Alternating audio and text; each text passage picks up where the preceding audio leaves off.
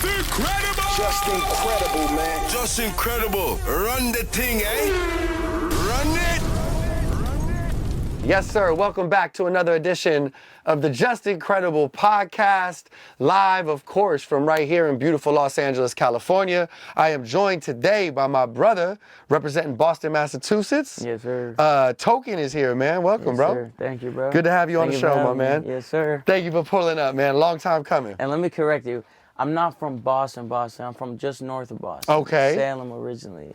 Oh, okay. Yeah. Salem I originally. say Boston because that's all people know. It's so like- I don't like to correct them off bat, but just so Nah. you know, I feel you. it's not Boston. It's the same shit out here. It's like if you don't say LA, people don't even know like what part of the city you're Right. from. You know what I mean? Yeah. So that's like a smaller town. Yeah. Okay. Talk to me about growing up in Salem, man. Well, Salem, originally, growing up in Salem, and I spent a lot of time. I ended up going to school in this small town, Marblehead, right next to it. Basically, we lived in this like condo in Salem, and then my mom moved to a Marblehead because I had like a better school system, and it was cool, bro. The coolest thing that I think like it had an impact on me is just like the juxtaposition, if that's the word, of like Marblehead to Salem, because I was like going to school in Marblehead. Marblehead is more of just like there's a lot of like upper class people that being like a totally like different thing that I grew up with, right on the water type shit. Nice. And you know, Salem was different. Life with my dad was a little different, and I just had like different groups of friends and shit. And I think like the biggest thing I learned from it, honestly, was like, you know, people from like who might have had like the family life that I wanted, and then people who might have even had like a worse situation. A lot of them be dealing with like a lot of similar like shit, like Yeah. problems, and it just taught me about like perspective. Right. And, like even though somebody might have like a worse situation, they might be handling their shit better than like somebody who looks like they have the perfect life. So Crazy how that works. Yeah, I Yeah. think that was like the biggest thing. That perspective, huh? Yeah. Yeah, no doubt. What started the love and the passion for music? Just getting played in my house, really. Like I got put onto like rap. I mean, my dad always liked to sing and play the guitar. He like always was playing music in the house. So that was in the house, but my sister, who's 5.5 years older than me, put me on to like rap when I was like 5. Like literally I was in like kindergarten with a CD player of like Get Rich or Die Trying, and fucking like J albums and like Pac albums, like literally kindergarten, bro, like with a CD player. I kid you not. Headphones on, just Yeah, I was that kid for sure. me too, bro. But no, it was just like I was 5, like it was just in my blood, and then I started writing, you know, young too, when I was like 6 or something, and it wasn't like I'm gonna be this rapper. It was really just like I fell in love with writing separately, and like just almost like a diary, just like expression. Yeah, whatever. for sure. And then eventually it just like morphed together, and when I was 10, I was like, I'm gonna just record this, and I started making music when I was 10 on Dope. GarageBand Dope. at the crib. Fire, Yeah. just recording right there. Yeah. That's right. What's like your favorite type of song to make right now for your fans? Oh. Because your music gets personal, man. I feel like your fans have a great connection with you. Yeah, it changes a lot. Like I really I just like I'm quick to get inspired by something like totally new. Like I just been listening to a bunch of funk right now, like that whole scene right now, and I was like so not hip to them. I'm like late to them, and I've been listening to a lot of that shit. But that's just like right now. There's times where, you know, I think my best stuff is more of like the personal stuff. Sometimes there's no drums. Songs like Pink. I had an old record, No Service, that, you know, connected with a lot of people. That feels the most like weight lifted off of me. Love it. So I would say shit like that, or like some like Griselda type drums where I don't have to like be so much in a pocket and I can just kind of do what I want. Yeah. Like that's a lot of shit I like to do. That's the most fun for me. Right. You know. Who did you connect with? You know, what artists connected with you when you was growing up? Like who were like my favorites? Yeah. Shit, like Pac and Luda were like my favorites when I was like hella young. Like like 6, 7, 8, because I just think their emotion was so, they were such characters, and their emotion was so obvious. As I got older, I started listening to like, I started having more respect for like Jay, Outkast, Wayne. Wayne is like my biggest influence. Okay. Wayne is like my, and Ye. But I don't know, there's so many. And then, of course, like I went through like a huge Kendrick phase and started making hella music that sounded like his. All greats though, man. These are all the top of the mountain, man. Yeah, those were like I would say like the first ones. Recently, you rapped on a bunch of like Kendrick beats, right? Yeah. What was the name of that track? It was just Hi Kendrick. Hi Kendrick. That's what it was. Hi Kendrick. Right. What made you decide to do that? Were you just inspired? Basically, I did this one when Cole dropped his album called Hi J. Cole. Fire. And it just went crazy.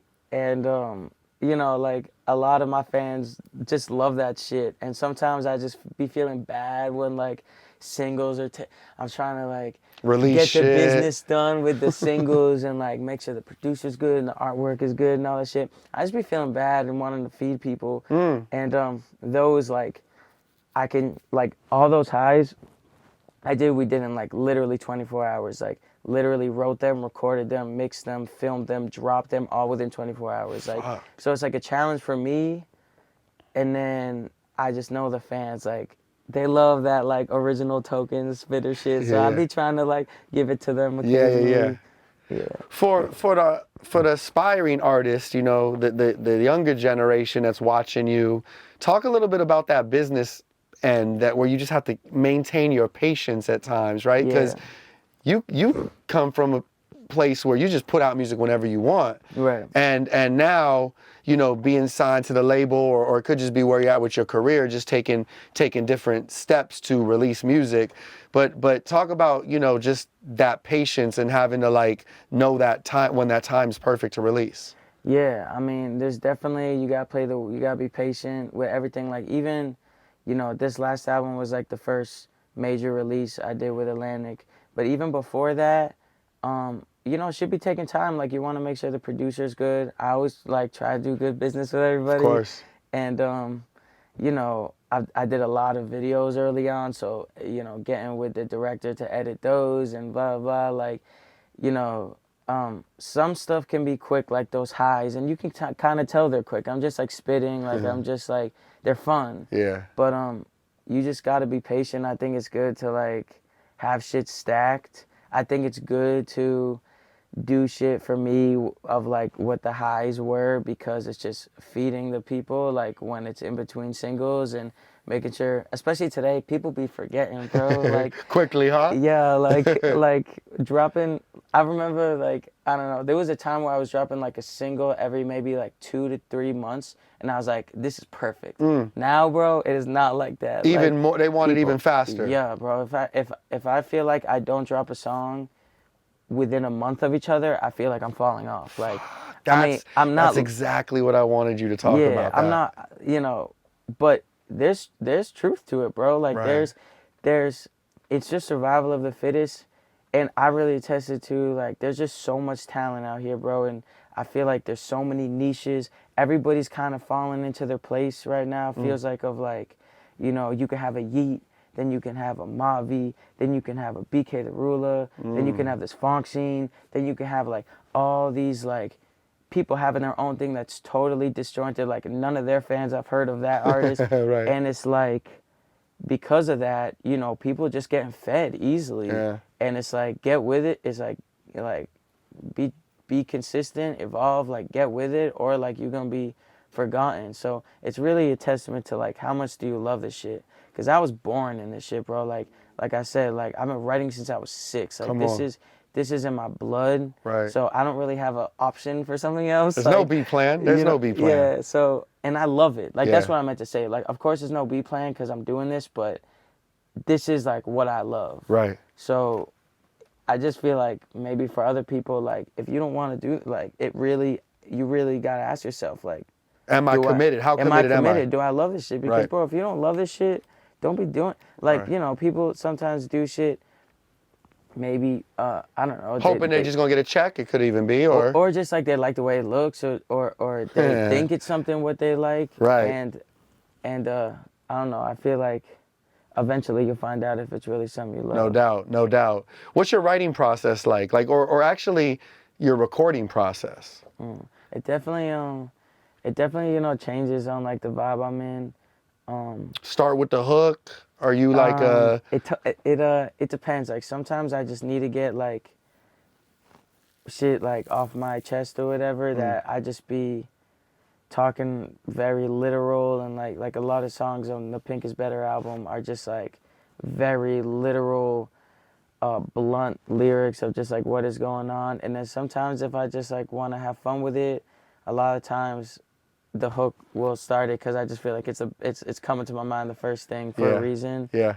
But I just try to have fun with it. I try to like not do the same thing every time to make me just like still enjoy it and challenge myself. And yeah.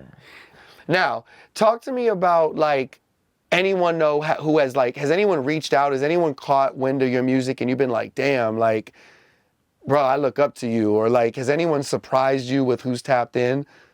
Shit. I'm trying to think of one that like really caught me by surprise, because a lot of times I'd be like, oh, that makes sense. Like, I don't know. I'm trying to think of some people. I'd say a lot of like, I'm like super inspired by the Atlanta scene, like, and this like new Atlanta scene with dudes like Marco Plus and Deontay and like Kenny Mason, and you know, kind of what like, you know, I feel like Jid is like the top of that like scene right now. But a lot of those dudes like have been going crazy, and I feel like a lot of times when I connect with them, like I just hit up Marco, just to tell him I'm a fan a few weeks ago, and he was like, bro, I've been tapped in your shit for a minute, and just like talking about certain songs.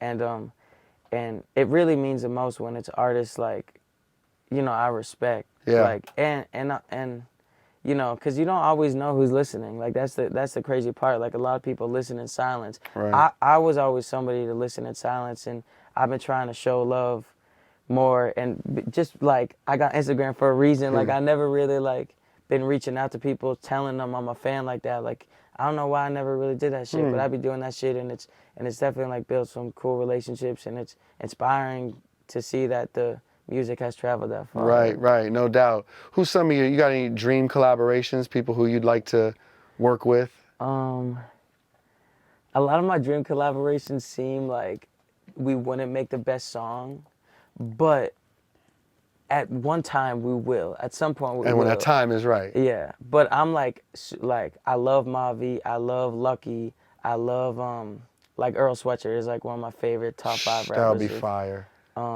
I mean, I love Future, I love Thug. I was gonna say Future and Thug. I could see that, but I was gonna say Future. I feel like you and Future would. I've been listening to Future and Thug like the majority of the time, but both Future got to get his like flowers, man. Yeah, no, he will, but yeah, people don't realize, bro. I be listening to Future shit that's literally like 8 years old, and it sounds like it came out today. Right. Like what his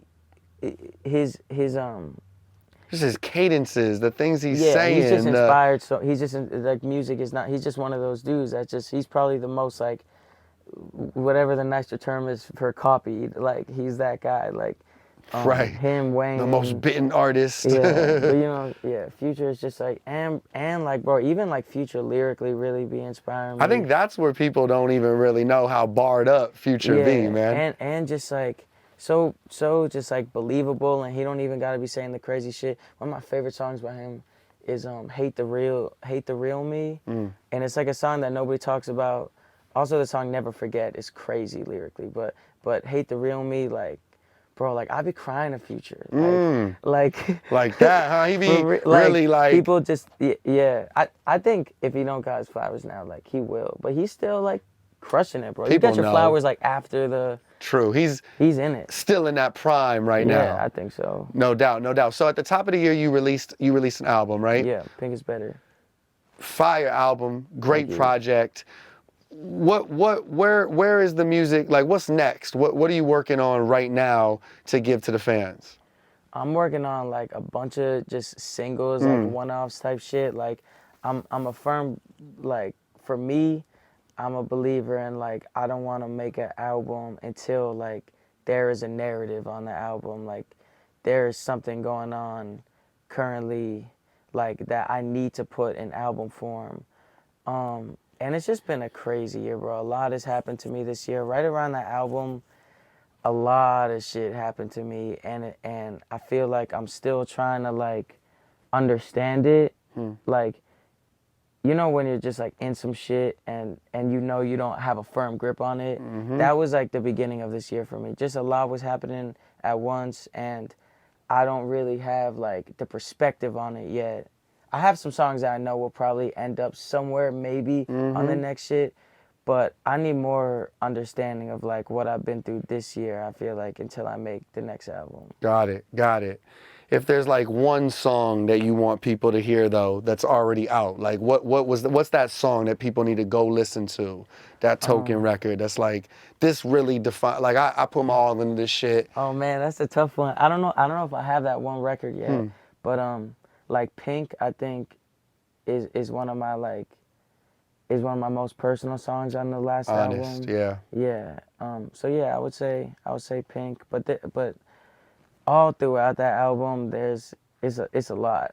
It's a dense There's a lot of album. pieces in there. Yeah. No doubt, no doubt. So working on, you know, singles, you know, that could be possibly a part of an album soon. Yeah. Hitting the road anytime soon, thinking about like getting on that stage. Yeah, so I got this will be announced when this is out, but I got like my biggest tour I ever done starting in January, and it's like the most dates I've ever done in America.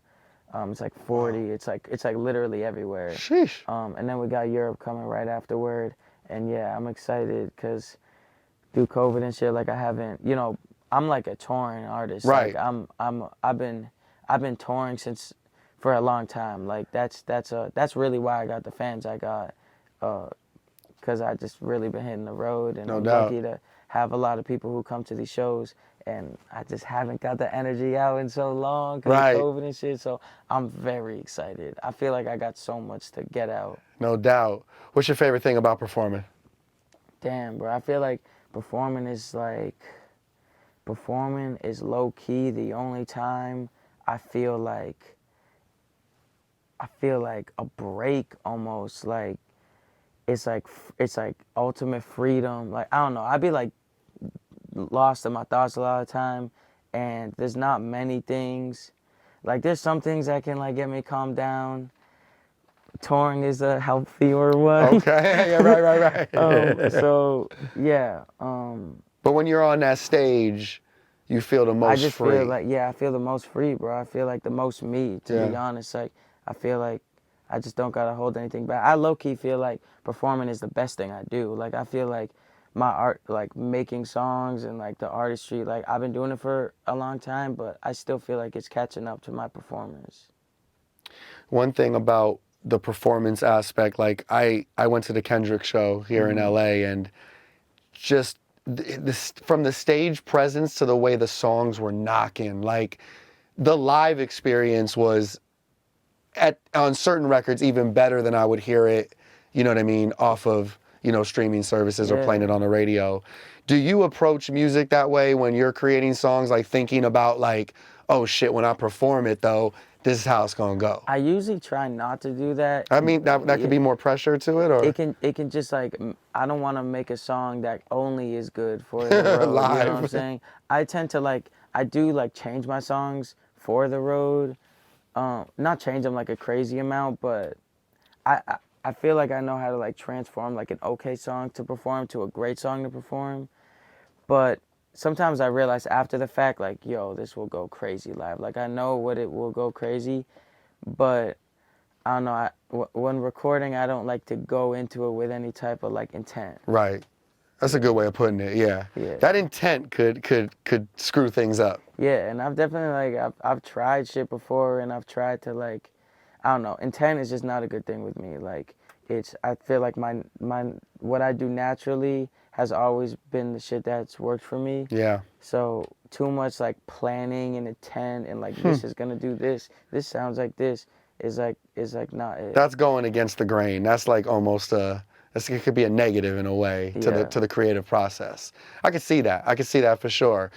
You've put out a ton of videos, millions of hits, millions of views. Also, like you said, you've been touring for a while. How did you design this blueprint? You know what I mean? Because it is a little unorthodox. Yeah. You know, it's not like the average, you know, put a song up, get discovered by a label, Yeah. label blows you up, or people are mad at the label. Like, you definitely took things into your own hands. Yeah. Like, where did you look to? It was just kind of organic. Like I started recording when I was 10. I never planned on releasing it. My homie when I was like, when I was like maybe 11 or something, found it. Like I didn't show it to him, and he was like he like understood YouTube. I didn't. He like set up a YouTube for me, put it out, and then when I saw like at least one comment, I was like, okay, I'll keep doing this shit. And I was always like a big fan of movies and like videos. Like I love like Ludacris, Missy Elliott, Busta videos, like those shits. So I started like doing videos and writing treatments, and it was just natural. One thing led to another. I got with a manager who like we stressed the importance of touring early, and like if there's fans, even if you got to do tours for like and no one comes out, because I've done hella shows for no one comes out. I was touring like Europe before America. I was like, I just feel like now America's like catching up to Europe, because Europe has been on me forever. Right. So I don't know. It was just natural. I guess the one thing that like could have changed the trajectory was early on when I was, I don't know what age, but like my first time going viral, labels wanted to sign me, and it was a decision not to, just because I was like, I have no idea what the fuck, like I remember having a call with, I don't even remember the person's name, but I had to call, I forget how young I was, but it was with Interscope, and they were like telling me these plans that they think that they could have done for me.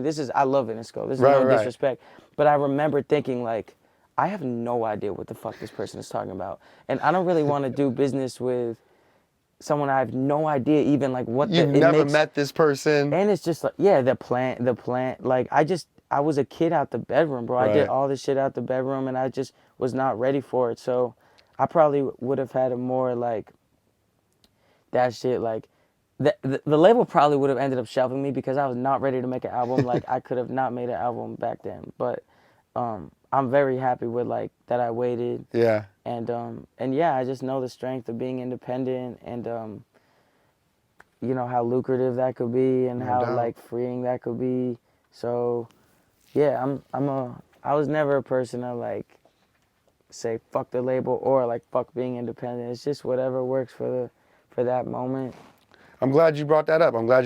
Because I get asked that question a lot of times from aspiring artists, like, yo, Just, should I sign? Should I not sign? And I think, you know, the answer is what does that individual want to do and what works best for them? Yeah. Because everybody's situation is different. Yeah. I've talked to many artists who go the independent route. Yeah. And I speak to many artists who love the label situation. So I think, yeah, the key is what you said, like what works best for them. Yeah, and what you want and what you can handle. Right? You know, because being independent definitely comes with everything. It comes with a lot. Everything. Yeah, but I've made way more money being independent. Like, you know what I'm saying? Yeah. And some people, maybe that wouldn't be the case, but I just say that to say a lot of people think you sign for the check. Yeah. And a lot of people have to sign because of the check. Yeah. So some people aren't even in a position where they can question, should I sign? Like some people need that shit. I was lucky to be cool like before that, and I'm very blessed for that. So, you know, it's just different for everybody. Yeah, different for everybody. All right, so give me your top 3 hip-hop artists when it comes to creating videos. Your top 3. Videos. Like today? Nah, of all time. Oh, that's impossible. But damn, I don't want to say like the people I just said, but like. But I like those names though. Yeah. Like, I'm just framing it. You gotta say like Missy, like anything Dave Myers was connected to back then, like he's like the go-to me. But Missy, I think Tyler. Yeah. Tyler, definitely. There's so many. There's Busta. There's M. There's Ye. There's whose videos do I love? I think Busta could be. Busta and Busta- Luda are in the Luda. GOAT conversation of Yeah. video design, direction. Yeah, for sure. That's when videos would just be like crazy, massive budgets and shit was different. Yeah, no doubt, no doubt. Bro, it's great to catch up with you, man. I appreciate you Yes, coming sir. through. I'm just excited to watch, even from the last time we sat down, the things you've been doing, moving to a new town, recording, dropping more music on the way. And you mentioned this large tour that you're getting ready to go on. Yeah. That doesn't seem to make you nervous at all. That seems No, like, I'm hyped. yeah, that seems to be your comfort zone right there, your Yeah, space. For sure. That's dope, man. Get the people your social media handles and how they can find you. I'm just Token Hip Hop everywhere. TOKEN Hip Hop. Hip hop, easy to find. Yeah. My brother, keep going, my Yeah, man. appreciate you, You bro. already know. And thank you for being on Hunger Flow too. Yes, sir. I'm hyped, man, to have you delivering these bars on this project. Yeah. I couldn't have did it without you, man. Hell yeah, it was a pleasure, bro. Thank you, bro. Happy to do it. His name is Token. I'm just incredible. Thank you so much for watching this podcast. And if you like content just like this and fire interviews and freestyles, make sure you do me a favor and like, comment, and subscribe to the channel. Thank you for watching. Peace and love.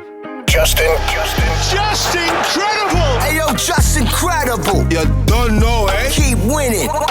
Yes, sir. Hey, thank you to everyone who watched this podcast. The music you're hearing, that's provided by LA's own The Eastie Boys. If you enjoyed watching this, please hit the like button, drop a comment in the comment section, and while you're there, tap that subscribe button so you can subscribe to the channel. It would mean the world to me. There's more content just like this, and trust me, a lot more on the way. To keep up with me off of YouTube, follow me on Instagram at Justin_credible or my TikTok. You can just search Watch Justin Credible. Thank you so much for watching.